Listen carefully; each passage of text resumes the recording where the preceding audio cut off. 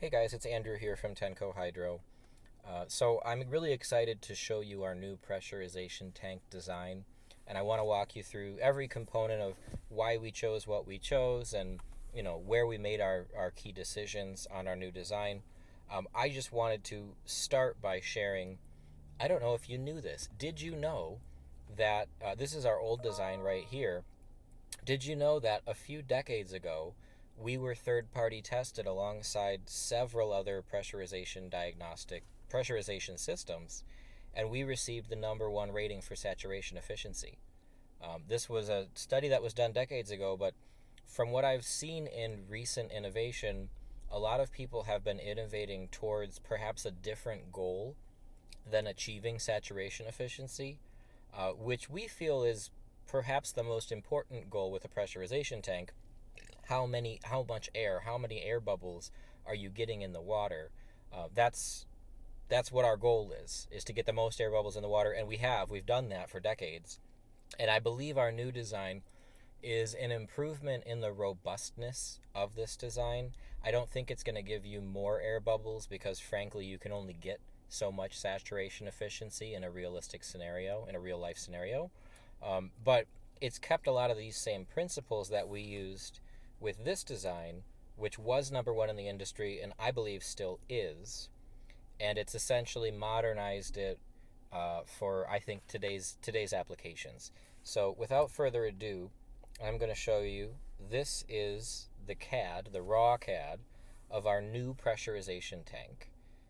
And we'll be doing more videos and showing you more about this, but I wanted to walk you through this from the very beginning. This is where the water comes in from the DAF, recirculates in, and here is the air line. So far, the air supply and the water supply is virtually the same as it was on the original design. Now this is of course a horizontal tank, not a vertical tank. So there's some key differences, and we'll talk about that in just a minute here. So it goes in through these are just hand valves on off. This is designed to have one spray nozzle on at all times and one off, simply for redundancy. That would be a big reason. Let's say, for example, this one right now is currently on. Let's say that this spray nozzle gets clogged or damaged or something. That same day that it gets clogged or damaged, and you may or may not see that through the diagnostic tools that we have here or elsewhere, you could just close this valve and then open this one. And you're running same day, perfect efficiency, nothing wrong. So that's the main reason that we have the two nozzles, is in the event of that kind of a thing. These nozzles, they're spraying up into the air, not into the water. If you spray up into the air, you get better saturation efficiency. And they have the 45-degree angle here. What we found with some physics studies is if you're spraying directly up into the air, then it's not as optimal as if you're spraying at 45 degrees. And certainly if you're spraying at 90 degrees, totally parallel to the air, or to the water level, that is, then again, you're not. This is the optimum angle. Is 45 degrees and co-current. We're going to go with the current here because this is where the water eventually leaves. Is down here on the left.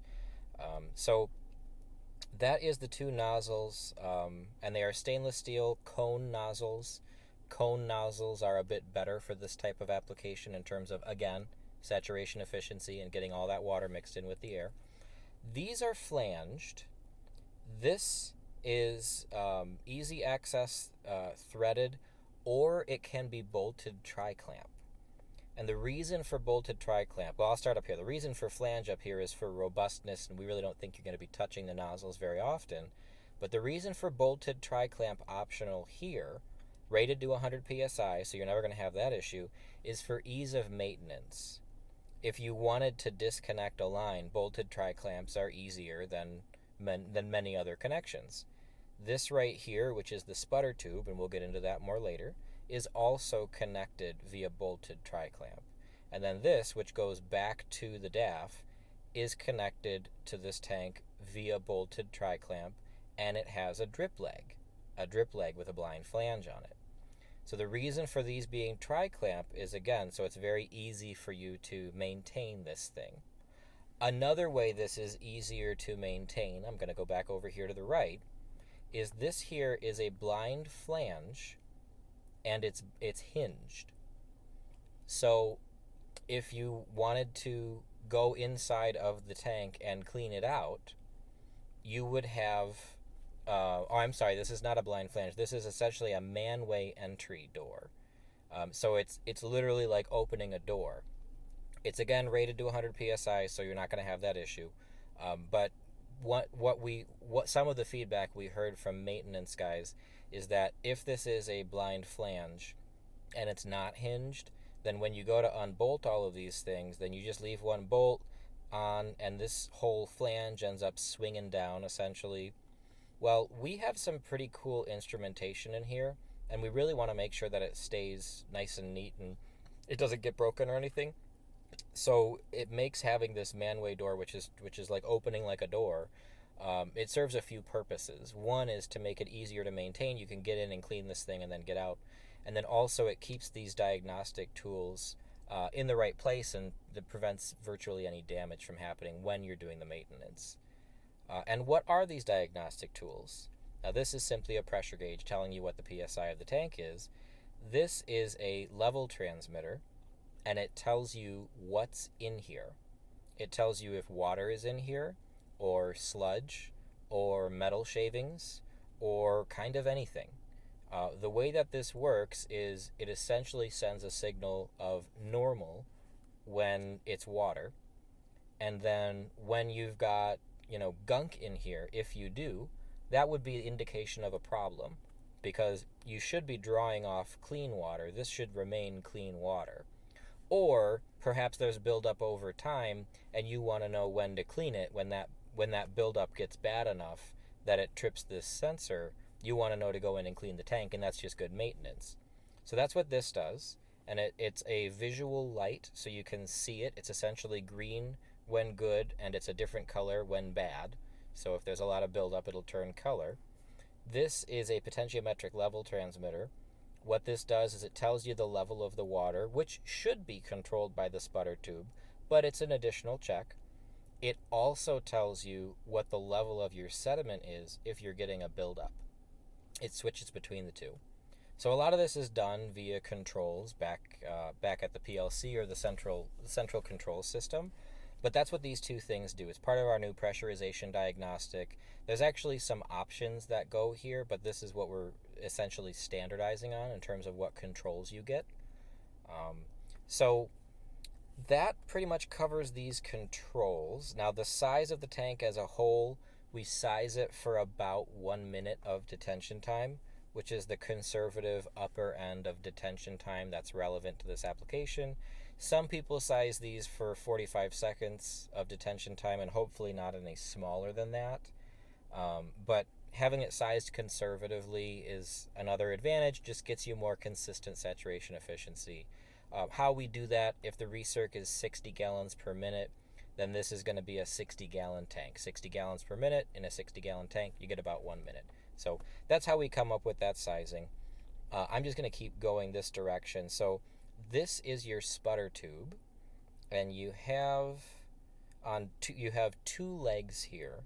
They each have a quarter-turn ball valve and a pinch valve. That is a typo. It's a pinch valve, like pinch me, I'm dreaming. Both of these have a quarter-turn ball valve. Again, for redundancy, you can turn one off, turn the other one on. Quarter-turn ball valves and pinch valves, they're very cheap, potentially replaceable items. So for maintenance purposes, we have two, and so you're able to isolate one, maintain, and do maintenance on it, and just open the other one.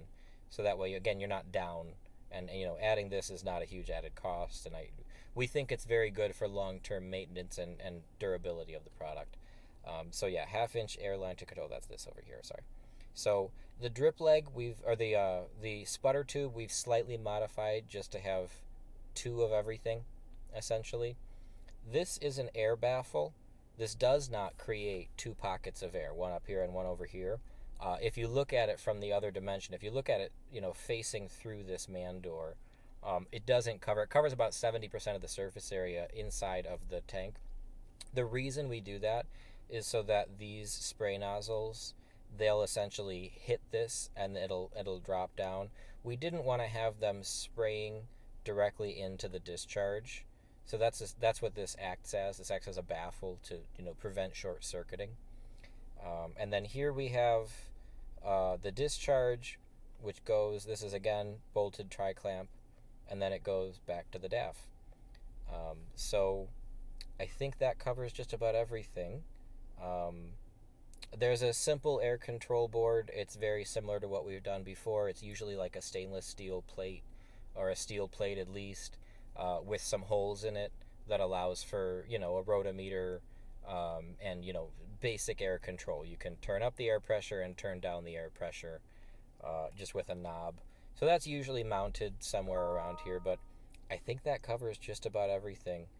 We're very excited to share this design with you, and I've also sent you a PDF with some reasons that we selected each of the components that we did, why we did the cone nozzle and not a different nozzle, those kinds of things.